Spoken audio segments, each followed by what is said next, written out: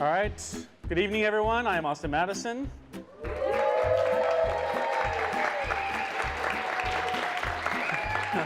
right.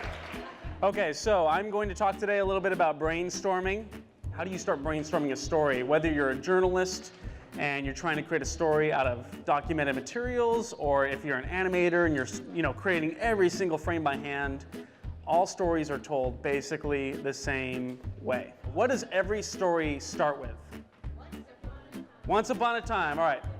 This is what every single story starts with, you know? Once there was a cowboy doll who thought he was the very favorite toy. Once there was a farm boy who dreamed of fighting a galactic empire. You know, this goes on and on and on. All right, so we're going to start our own story now. And what is the hero of a story called?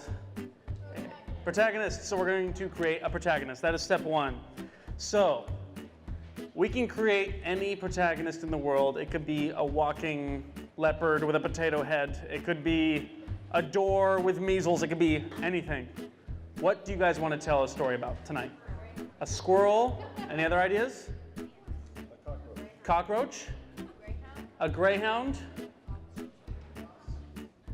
What's that? A cop with short-term memory loss. That sounds pretty compelling.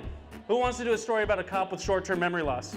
Once there was a cop with short-term memory loss. Is our character tall or short? On the count of three, just shout it out. 1, 2, 3. Short! Everybody wants a short guy. All right. Is he fat or skinny or muscular? You have three choices. 1, 2, 3. Fat! She's short, fat. All right. This guy, is he handsome or is he ugly? I can guess what we're going to say here.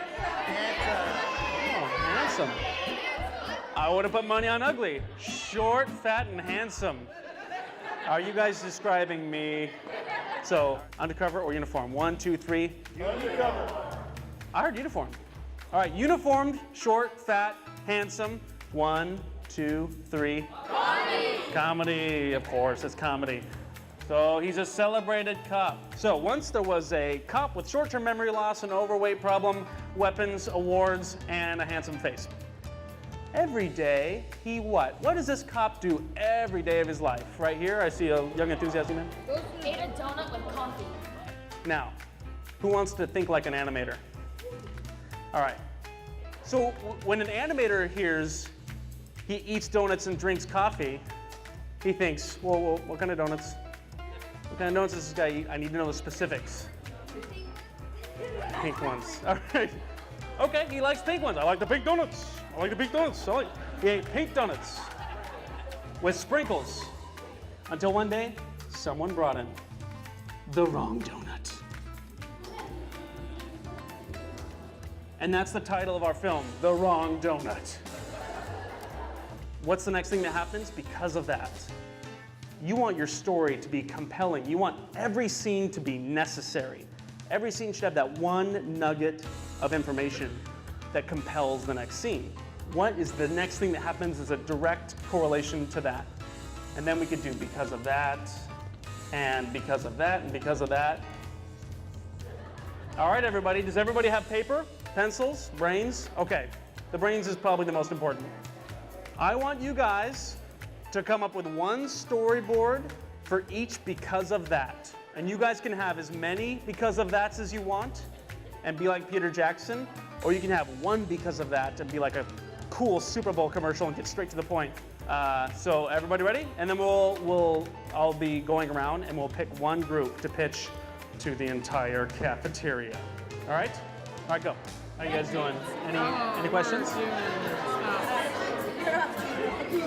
And then what? And then you tag them, and then the donut will be safe.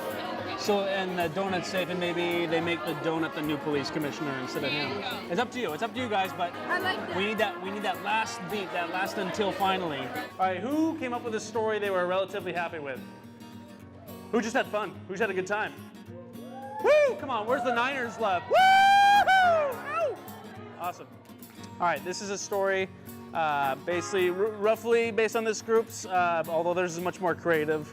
I did not have the time to draw everything in their story, but this is my version. All right, so Once there was a cop with short-term memory loss. Every day he'd eat pink sprinkled donuts and drink coffee until one day someone brought him a donut that wasn't pink. And because of that, he erupted in a tantrum, flinging donuts all over the place. I will not eat these donuts, this is unacceptable. And he actually started to punch the donut baker. Because of this, he was fired from the police force. Get out. You are dishonorably discharged. Because of that, unfortunately, he forgot he was discharged and tried to get donuts again. But nobody would give him donuts because he was already known as a donut baker beater-upper. And because of that, he was all alone and was unable to eat donuts. But he met a girl who ran a juice stand. And because of that, she gave him juice, which he discovered that he liked much more than donuts.